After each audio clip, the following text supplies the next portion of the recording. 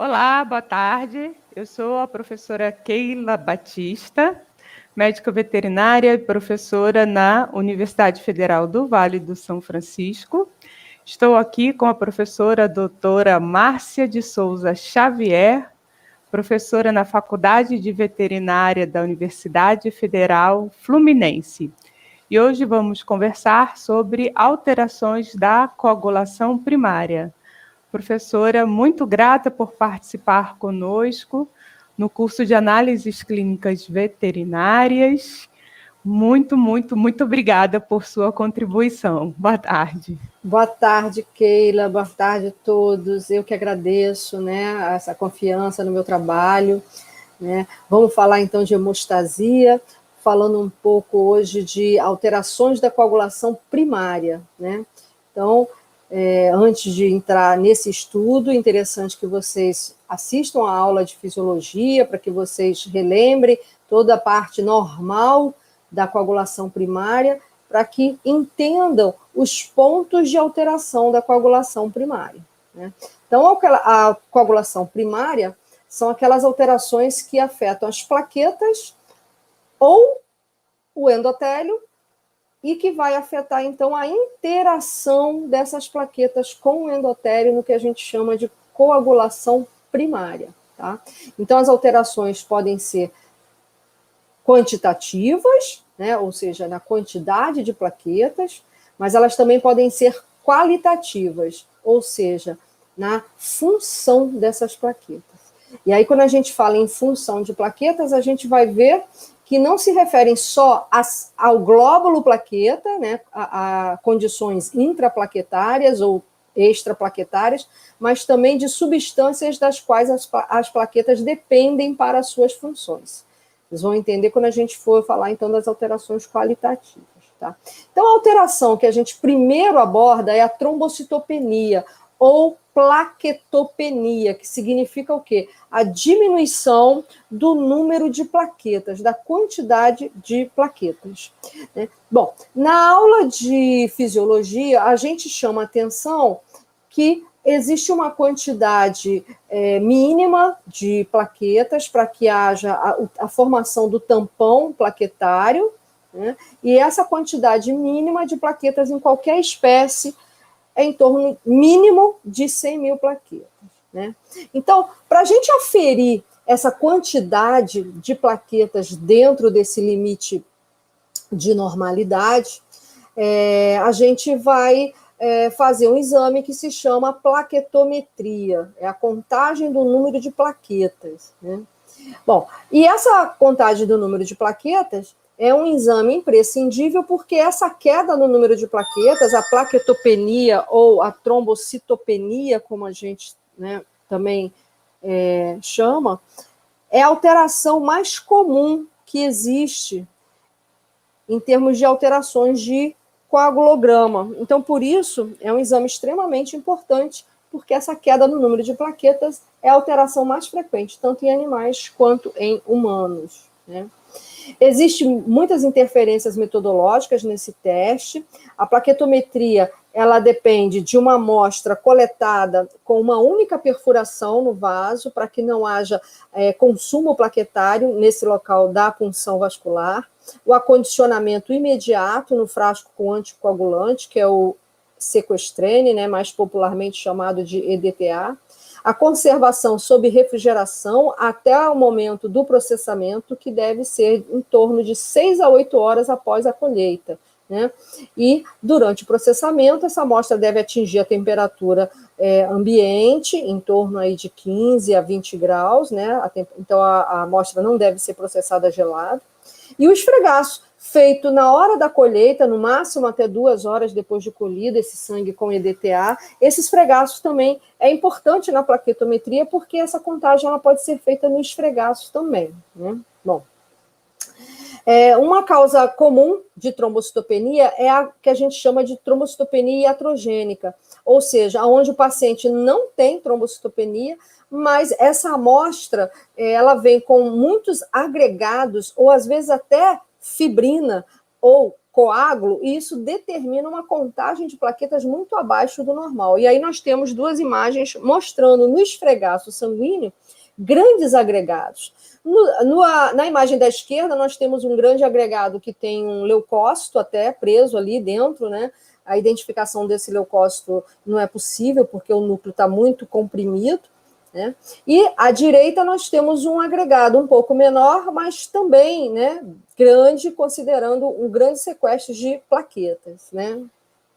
Bom, então a trombocitopenia, como eu estava falando, esses valores de normalidades mínimos em todas as espécies giram em torno de 100.000 plaquetas, no mínimo, né? E vai até 1 milhão de plaquetas. E nós falamos em trombocitopenia sem sinais clínicos e com sinais clínicos. Por quê? Abaixo de 100.000, esse paciente não necessariamente entra nos quadros de hemorragia espontânea, né? Que a gente caracteriza principalmente como as petequias, né? Só com uma contagem inferior a 30.000 é que essas petequias podem começar a aparecer.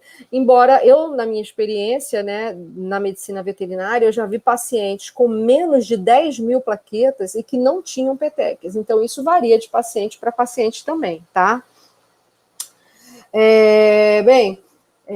Essa questão de valores de normalidade, né, esse esquema aqui é só para lembrar de falar o seguinte, que quando a gente faz a determinação de os valores de normalidade, nós temos a população distribuída como se fosse numa curva normal, que lembra mais ou menos esse esquema que está aqui, né, no formato de sino, onde a maioria da população se concentra nessa parte mais larga do sino, e uma pequena parte da população no início desse sino e outra pequena parte no final desse sino, né?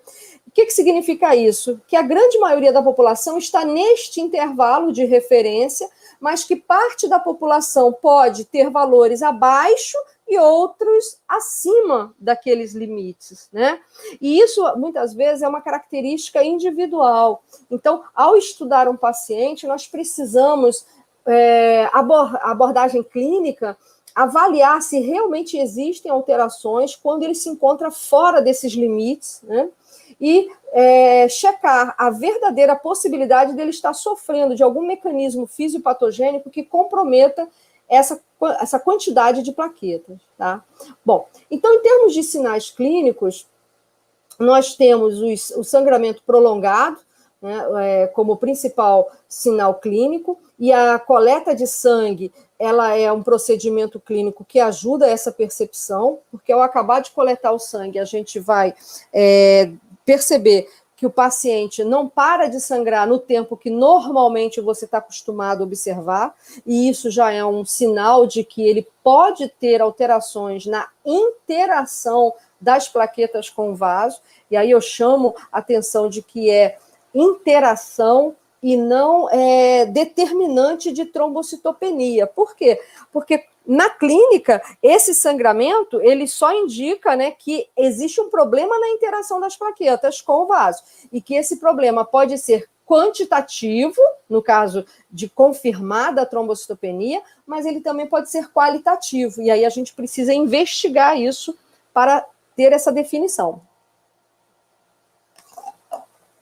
Então, com relação à queda do número de plaquetas, que é o que primeiro a gente vai falar, e depois a gente pode, né, abordar essas alterações nas funções plaquetárias, nós vamos ver que existem 4 mecanismos básicos que concorrem para a diminuição do número de plaquetas. E os 2 mais comuns são esses 2 primeiros, né? Que é a diminuição na produção dessas plaquetas e o aumento na destruição das plaquetas, né?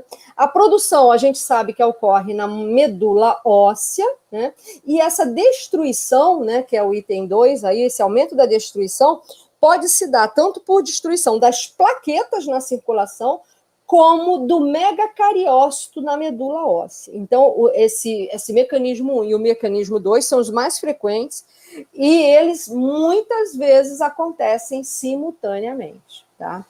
A perda aguda sem reposição ou consumo aumentado é um terceiro mecanismo. Essa perda aguda a gente vai entender como hemorragia mesmo, como perda desses elementos. E o consumo aumentado é a utilização dessas plaquetas de uma forma tal que a reposição pela medula não consegue acompanhar esse consumo. E aí a gente vai ver esses mecanismos, né, associados com a chamada coagulação intravascular disseminada, né, e que vai levar a um consumo aumentado não somente de plaquetas, mas também de fatores plasmáticos da cascata de coagulação, né.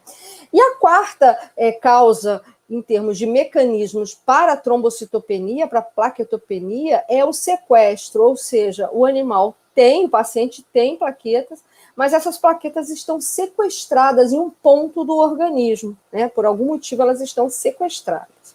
Então vamos por etapas. Falar primeiro das causas de plaquetopenia, que se refere à diminuição na produção da medula óssea. Então a gente tem aí uma imagem de sangue de medula óssea, onde a gente tem aqui uma célula gigante, com um núcleo gigante, o cursor aqui está marcando o núcleo, né? Essa célula é um precursor plaquetário, é um megacariócito, né? Comparado com os outros precursores que nós vemos aqui do lado, que são precursores de hemácia, esses de núcleo bem redondinho, e precursores de leucócitos, esses com núcleo um pouquinho mais claro, né? Então, misturados, a gente vê que o precursor de plaqueta ele é uma célula gigante, porque ele é uma célula poliploide, é uma célula que não faz mitose durante a sua evolução, durante a sua diferenciação, faz um processo chamado de endomitose. Então, se torna uma célula com núcleo gigante. E é o que significa megacariócito, né? É célula de núcleo gigante. Né? Então, essa diminuição na produção de plaquetas tem causas diversas, daqui a pouco a gente vai ver uma listagem, mas o que é importante, muitas vezes, é chamar a atenção de que no hemograma, o paciente que tem, além da trombocitopenia, anemia e leucopenia, já é um paciente suspeito de que tem problemas de produção de glóbulos sanguíneos, porque os 3 glóbulos estão reduzidos. Então, quando a trombocitopenia acompanha um hemograma de anemia e leucopenia, essa simultaneidade de queda no número de todos os glóbulos sanguíneos já é uma forte suspeita de que esse paciente tem um problema de origem medular.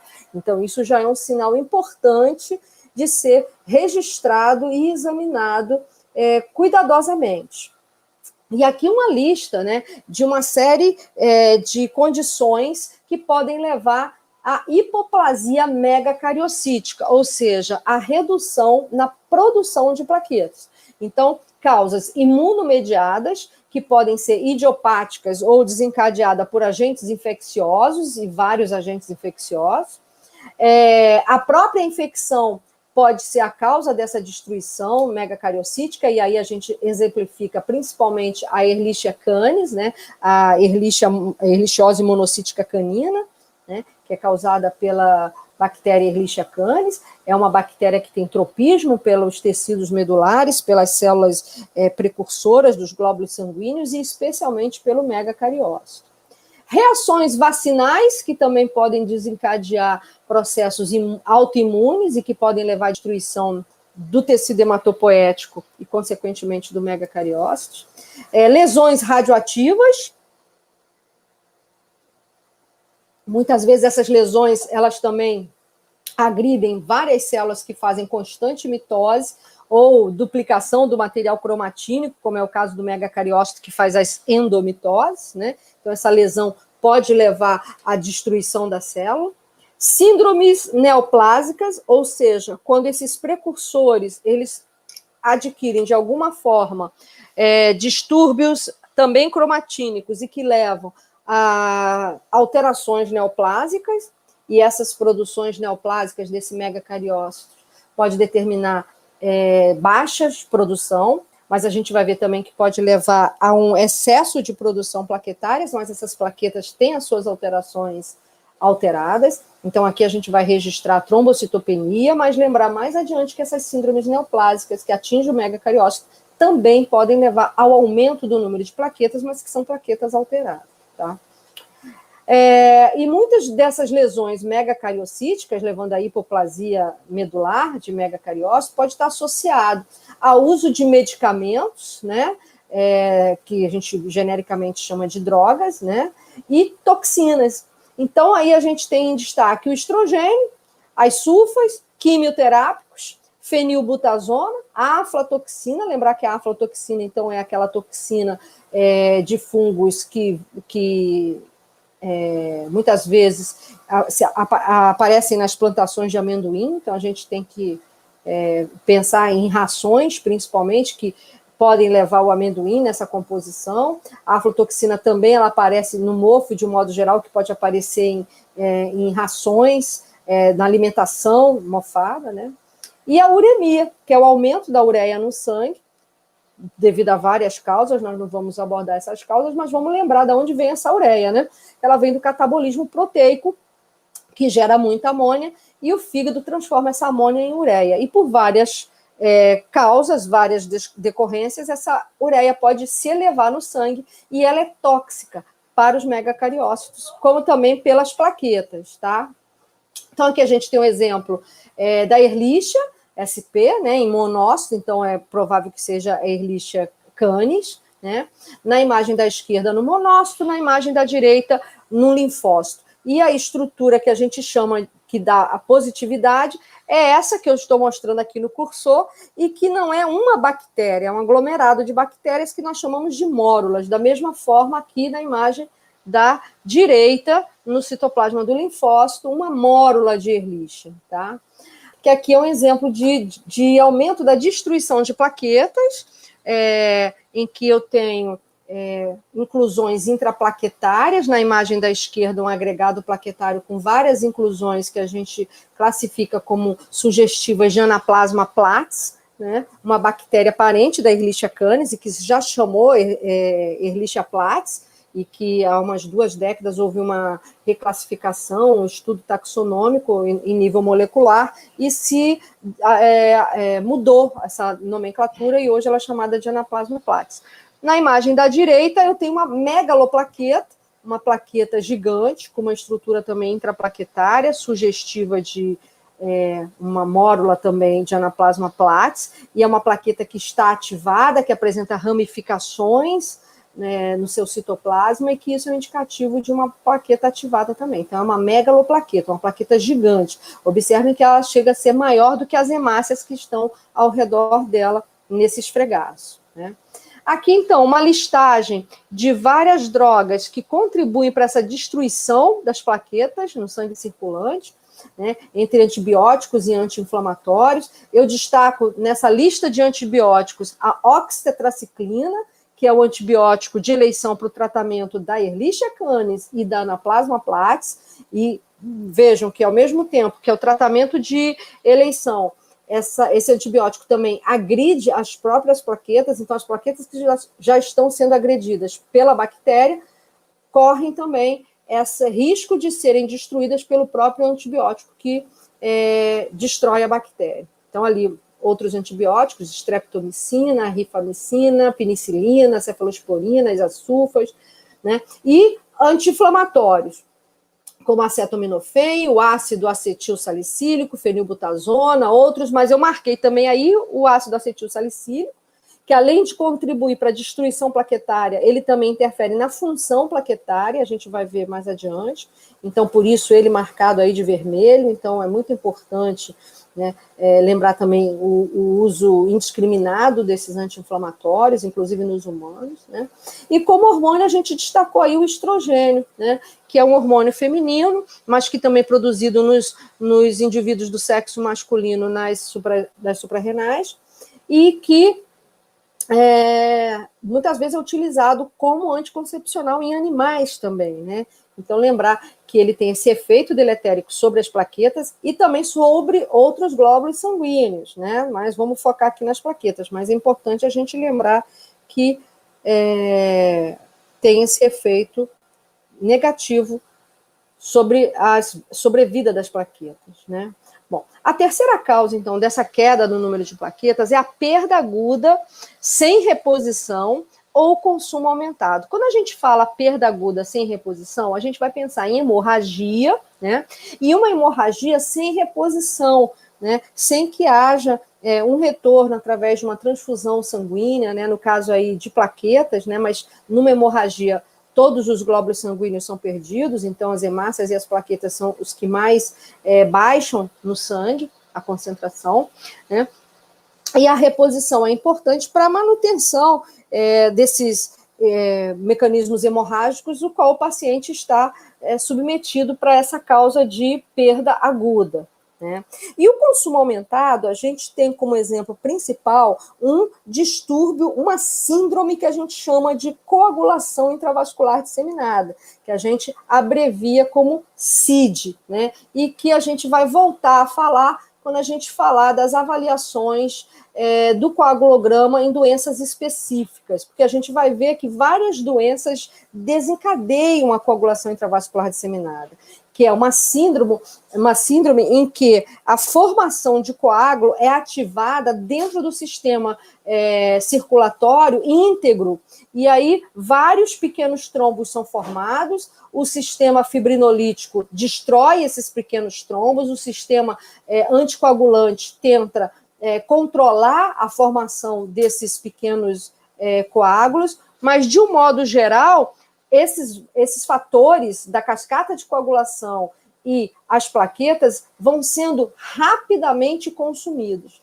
né? E aí o paciente vai ter uma queda acentuada no número de plaquetas e também na concentração dos fatores plasmáticos da cascata de coagulação, tá? Então, é uma síndrome, né, que a gente vai ver quando falar também de doenças específicas e do coagulograma em algumas doenças específicas. Mas é uma síndrome, né, que leva à plaquetopenia por um consumo aumentado.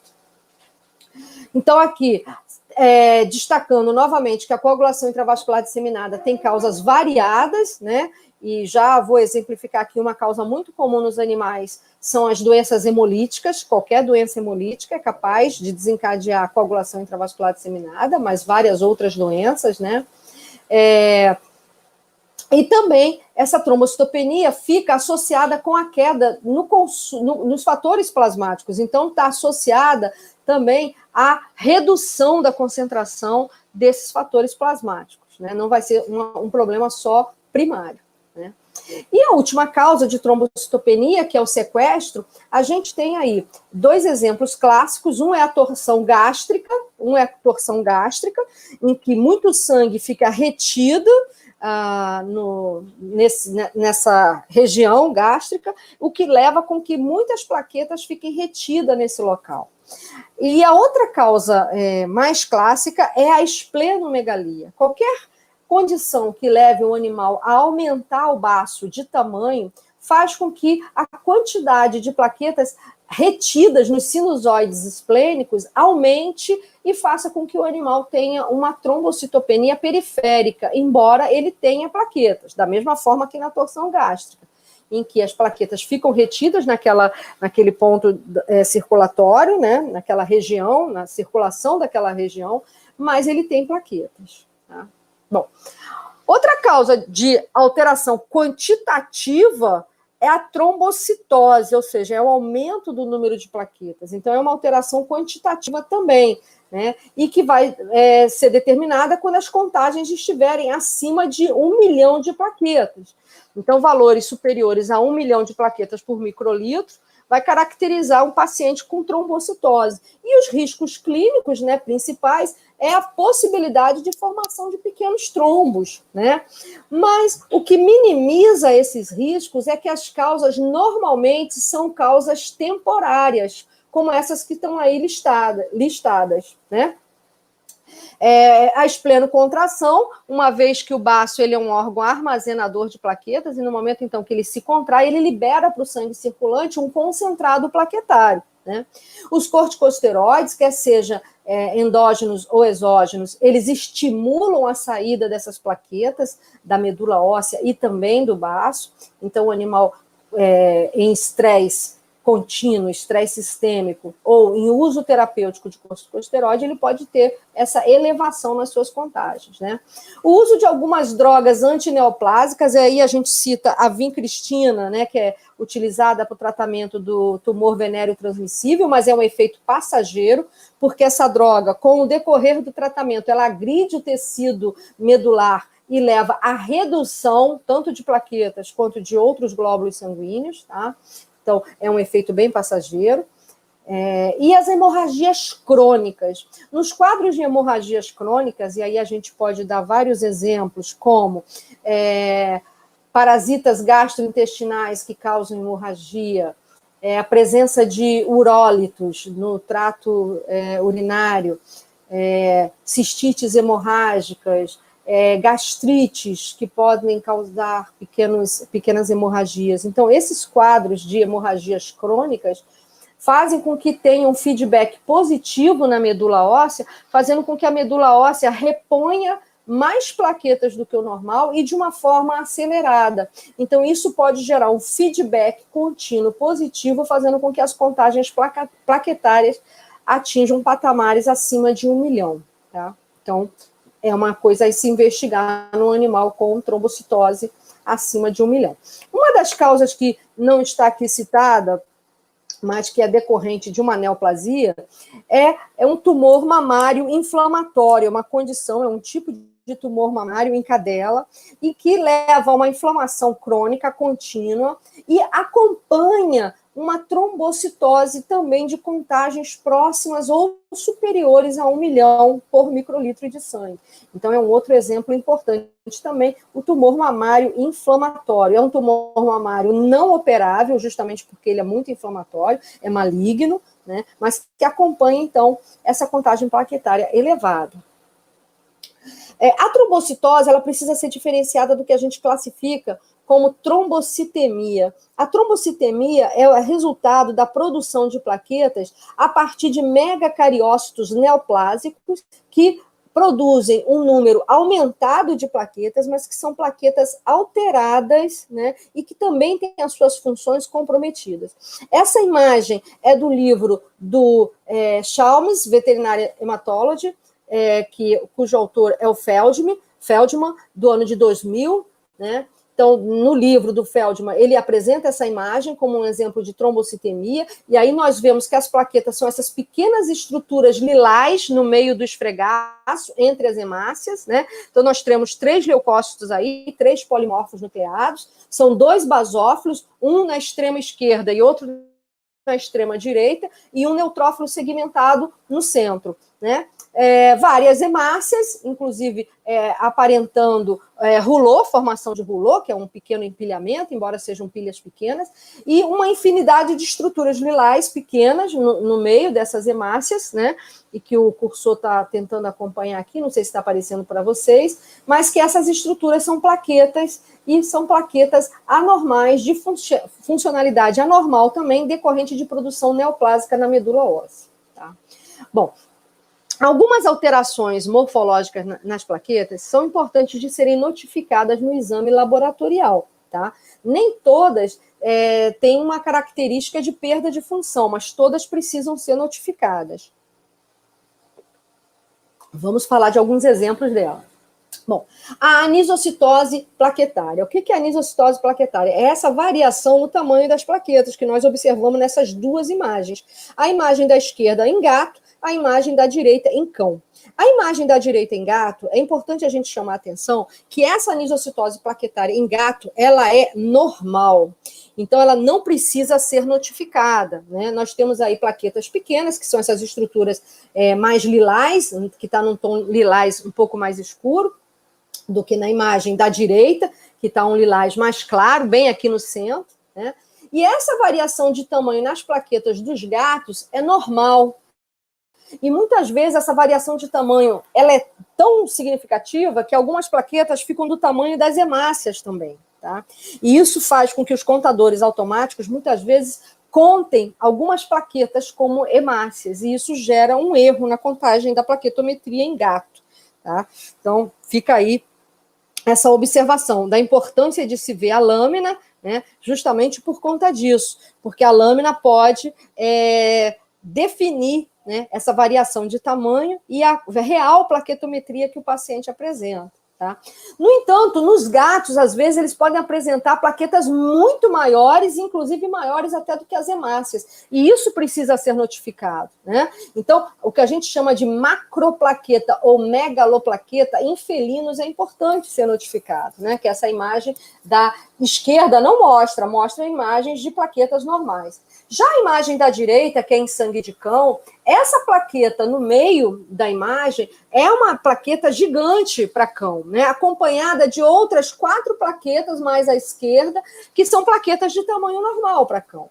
Então, essa anisocitose, né? E que no caso a gente pode até chamar de macroplaqueta também, né? Anisocitose com megaloplaquetas ou macroplaquetas, é muito importante de ser notificado em cão, porque já indica uma aceleração na liberação da medula óssea, tá? Essa variação no tamanho no cão e principalmente as macroplaquetas. Da mesma forma que no gato, as macroplaquetas vão também indicar uma aceleração na saída da medula para o sangue circulante, o que pode indicar que a necessidade aumentada dessas plaquetas por um quadro, por exemplo, de hemorragia crônica, tá?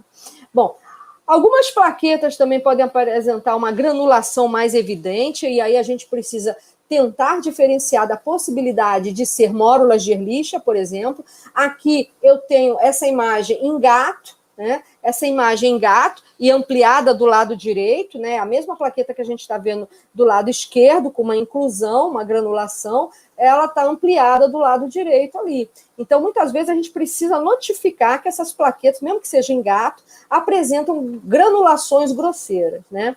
Na imagem da esquerda, bem no canto inferior esquerdo, né? Então, na imagem da esquerda, no canto inferior da esquerda, eu tenho uma plaqueta nesse gato praticamente do mesmo tamanho da hemácia, bem aqui no canto inferior esquerdo. Uma plaqueta que está praticamente do mesmo tamanho da hemácia de um felino, né?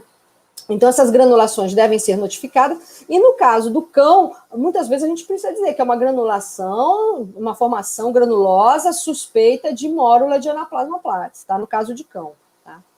Bom, as alterações plaquetárias hereditárias, elas são raras, tá? Elas são raras, muitas vezes incompatíveis com a vida, então o animal, ainda durante o desenvolvimento fetal, vem a óbito, né? Não vem a termo, então, não chega a nascer. Então, essas alterações plaquetárias hereditárias, elas já foram descritas, elas existem, mas elas são bem raras de serem encontradas, tá? No entanto, as alterações plaquetárias funcionais, né, que a gente falou alguma coisa no início da aula, elas já são bem mais comuns, tá? E por isso a gente vai falar com mais detalhes essas alterações funcionais plaquetárias. A primeira delas, a gente vai destacar, é a doença de von Willebrand, né? A doença de von Willebrand está relacionada com o fator de von Willebrand. Aí, por isso que, mais uma vez, eu chamo a atenção, que antes de assistir às aulas de alterações, é importante você assistir a aula de fisiologia, né? Que vai estar também no canal aí da professora Keila, nesse curso de extensão que ela está disponibilizando para vocês. Então, o ideal é que vocês sempre assistam a aula de fisiologia para entender, por exemplo, agora, quem é esse fator de von Willebrand, né? Então, esse fator de von Willebrand, aqui mostrando na imagem, que é do livro do Jain, que também está lá na aula de fisiologia, a gente fala bastante sobre essa imagem, a gente vê aqui à esquerda quem é esse fator de von Willebrand. Ele aparece permitindo que essas plaquetas façam adesão à região do endotélio que se rompeu, né? Aqui na ponta do cursor, não sei se está aparecendo para vocês aqui, em abreviado, né? VWF, que é no inglês von Willebrand factor, né? E que em português é o fator de von Willebrand. Então, esse fator de von Willebrand, ele é imprescindível para essa adesão plaquetária. Sem esse fator de von Willebrand, ou com menos fator de von Willebrand, essas plaquetas elas não vão conseguir aderir adequadamente. Então, o que vai acontecer? Aquele tampão plaquetário não vai se formar adequadamente e o paciente vai ter um sangramento prolongado, né? Então, durante o exame clínico, né, de coleta de sangue, a gente pode ter essa percepção desse tempo de sangramento prolongado, mas também realizando o teste de tempo de sangramento, que também a gente discute lá na aula, né, da avaliação clínica da hemostasia. Então, são aulas que vocês vão ter, né, disponibilizados, e que vocês podem entender a parte de fisiologia e a parte do exame, tanto laboratorial como também do exame clínico, para entender como a gente vai detectar essas alterações, que no caso aqui do fator de von Willebrand é a má formação do tampão plaquetário e, consequentemente, um aumento do tempo de sangramento, tá? Bom, então, esse fator de von Willebrand, a doença de von Willebrand, ela é uma doença genética, então essa deficiência ela é determinada porque o paciente ele nasce com uma alteração no gene que produz o fator de von Willebrand, e ele vai produzir menos fator ou vai produzir esse fator com algum defeito funcional, né? Então, a molécula do fator de von Willebrand, que é uma representação esquemática, ela é uma glicoproteína que a gente pode chamar de fator de von Willebrand ou também fator 8 antígeno. Por que esse termo fator 8 antígeno? Porque essa proteína, esse fator de von Willebrand, ele carrega, ele transporta o fator 8 da cascata de coagulação, que é outra proteína, é outra função. Essa outra proteína do fator 8 entra lá na cascata de coagulação, enquanto esse fator de von Willebrand age na coagulação primária, fazendo a adesão plaquetária.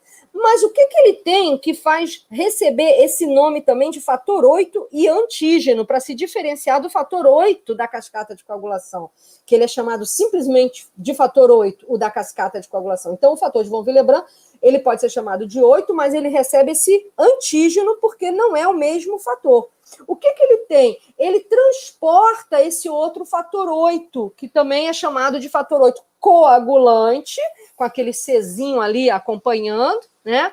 Ou globulina antihemofílica. GAH seria globulina antihemofílica. Por que esse nome? Porque justamente os hemofílicos não têm o fator 8 coagulante, que é esse esquema num rosinha claro, né? Então, o fator de von Willebrand está aí representado como azul, um azul acinzentado, e o fator 8 da cascata de coagulação representado como uma proteína menor de cor rosinha clara, tá? Esses dois fatores, ele no sangue circulante, no plasma, eles andam assim, juntinhos, como estão aí representados, né? O que acontece? Normalmente, quando nós inoculamos esse fator numa espécie diferente da qual ele está sendo produzido, por exemplo, se eu inocular fator de von Willebrand de coelho num cão, né, o cão vai produzir anticorpos contra essa estrutura, né, e direcionados esses anticorpos para o fator de von Willebrand. Por isso deram o nome de fator 8 antígeno, tá? E os dois andam juntos na circulação, na forma inativa. Quando ocorre a ruptura vascular, o que acontece? O fator de von Willebrand vai para um lado, que é para adesão plaquetária, e o fator 8 coagulante vai para a cascata de coagulação. Então, lá na aula de função, a gente vai ver que esse fator 8 ele entra na via intrínseca da cascata de coagulação. Então, enquanto o fator 8, que é esse rosinha claro, que é a proteína menor, vai para a cascata de coagulação, o fator de von Willebrand vai para a adesão plaquetária. Bom, mas o que tudo isso tem a ver com doença de von Willebrand? Por que eu estou contando toda essa história agora? É porque a doença de von Willebrand, ela também pode ser chamada de pseudohemofilia. Por que esse termo? Porque os dois fatores andam juntos na corrente sanguínea e quando o animal tem doença de von Willebrand, o que acontece? O fator 8 fica assim na circulação, sozinho. Ele fica sem a sua proteína transportadora. E o que acontece com esse fator sem a proteína transportadora, sem a proteína transportadora dele? Ele começa a se degradar mais rápido do que o normal. Então, a concentração deste fator 8, que passou a ficar sozinho na circulação, porque a doença de von Willebrand determinou que o paciente sintetizasse menos fator de von Willebrand, fez com que a concentração do fator 8 da cascata de coagulação também caísse no sangue. Mas não porque está sendo produzido menos, e sim porque ele está sendo degradado mais rápido. Então, por isso, a gente acaba chamando de pseudohemofilia, porque cai a concentração também do fator 8 da cascata de coagulação. Mas essa não é a doença de base. A doença de base que o paciente tem é ter menos fator 8. E aí, consequente, menos fator de von Willebrand, que é o fator 8 antígeno. Tendo menos fator de von Willebrand, que é o 8 antígeno, o fator 8 da cascata de coagulação acaba sendo degradado mais rápido. E aí o animal passa a ter sintomas parecidos com o da hemofilia. Então ele não vai ter só um sangramento prolongado porque as plaquetas não estão se aderindo. Ele também pode chegar a ter um problema na cascata de coagulação. E aí, além de ter um sangramento prolongado, ele pode não parar de sangrar porque não vai formar fibrina adequadamente. E aí, por isso, o termo pseudohemofilia, tá? Pseudohemofilia. Então, a concentração vai cair no sangue, tá?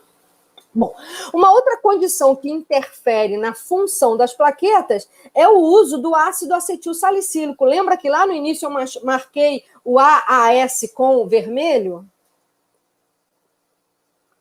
Que ele ajudava na destruição das plaquetas mais rápido. Além de fazer essa destruição, ele interfere na função das plaquetas, tá? Ele interfere na função das plaquetas. Como que vai interferir na função das plaquetas? Bom, as plaquetas, durante a sua função normal, aqui, né, aquele mesmo esquema que a gente tem do livro do Jaim, que é um esquema muito bom, que eu mostro ele também na aula de fisiologia várias vezes, né?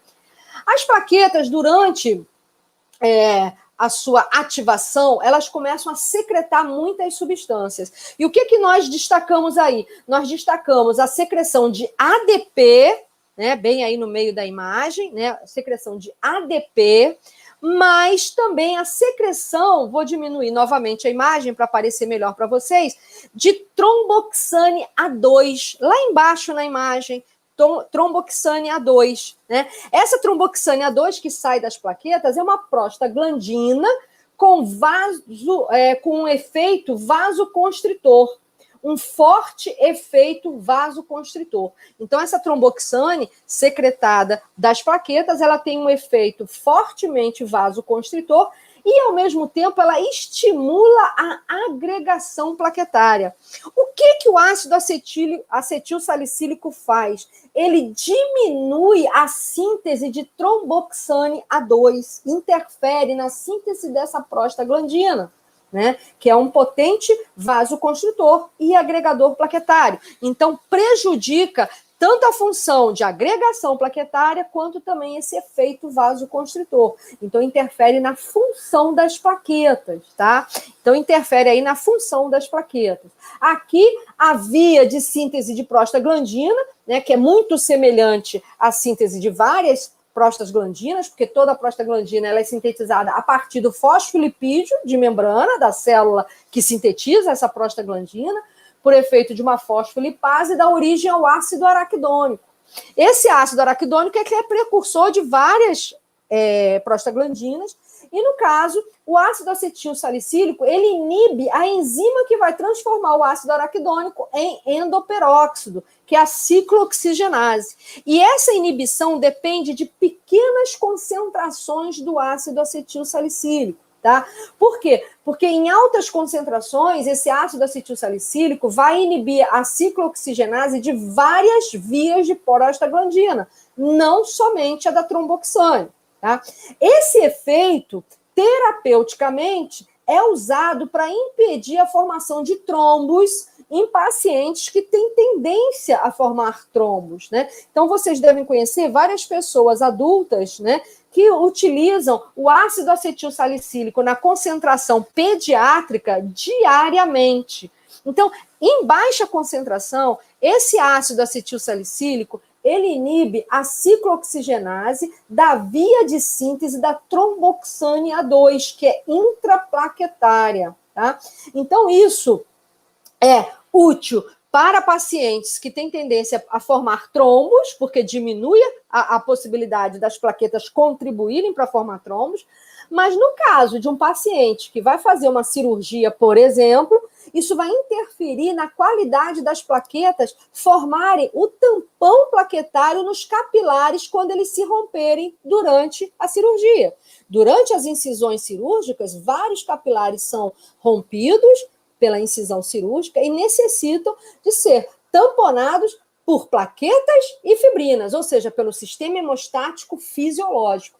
Se esse paciente estiver fazendo uso do ácido acetil salicílico, ele vai ter prejuízo na ação das plaquetas em fazer o tampão plaquetário, tá? Então, tá aí a explicação bioquímica para isso, né? As consequências fisiopatogênicas, então, no caso do uso do ácido acetil salicílico, tem a redução da tromboxane A2 e, consequentemente, redução da agregação plaquetária, reduzindo o tampão plaquetário. Então, o sangramento vai parar, demorar para parar, né? E vai parar quando tiver fibrina suficiente para fechar a lesão vascular, tá? Então, a consequência desse uso do ácido acetil salicílico, tá? Bom, outras causas de deficiência funcional em plaqueta. Então, a gente falou aí de 2 exemplos, da doença de von Willebrand e do uso do ácido acetil salicílico, né? Mas aqui outros exemplos que também são importantes, né? A vasculite, que é muito mais comum do que a gente imagina, né? Porque os animais podem apresentar distúrbios autoimunes que levam à vasculite. Um deles é o lúpus, né? E a vasculite interfere de tal forma na parede vascular que prejudica a adesão plaquetária, né? A ação de adesão com o fator de von Willebrand à parede vascular. Então, essa interação vascular fica prejudicada, né? Aí também, outros exemplos com relação à estrutura do fosfolipídio da membrana plaquetária, que também pode ter defeitos, isso também pode ser consequência autoimune. Da mesma forma como o metabolismo energético, né, que pode ser consequência de algumas doenças hormonais e que acaba afetando as plaquetas também, tá? Na vasculite, para os seres humanos, é importante, como exemplo, a dengue, né? O vírus da dengue, ele causa vasculites e que pode levar ao consumo de plaquetas e, por isso, esse paciente pode ter a chamada dengue hemorrágica em humanos, né? Então, fica aí também a dica para os humanos, né? E aí, lembrando novamente a adesão e agregação plaquetária, tá? Então, essas eram as principais alterações primárias que a gente tinha que destacar. Vamos estudar a parte também da cascata de coagulação depois, né? E uma complementa a outra, né? E no estudo posterior a gente fecha esse estudo da hemostasia. Não esqueçam principalmente de estudar a parte de fisiologia antes de estudar a parte de alterações, para que vocês possam entender melhor essas alterações e a interpretação do coagulograma. Perfeito. Professora Márcia, muito obrigada. Excelentes suas explanações. Vamos continuar nossos estudos, né? Sempre lembrando, né, da fisiologia, sempre lembrando lá do comecinho. Sim, sim. E da sequência de explanações, né? Então, muito obrigada pelas suas excelentes contribuições, como sempre. Eu que agradeço, Keila, tá bom? E até a próxima. Até a próxima. Tchau, tchau. Tchau, tchau, gente.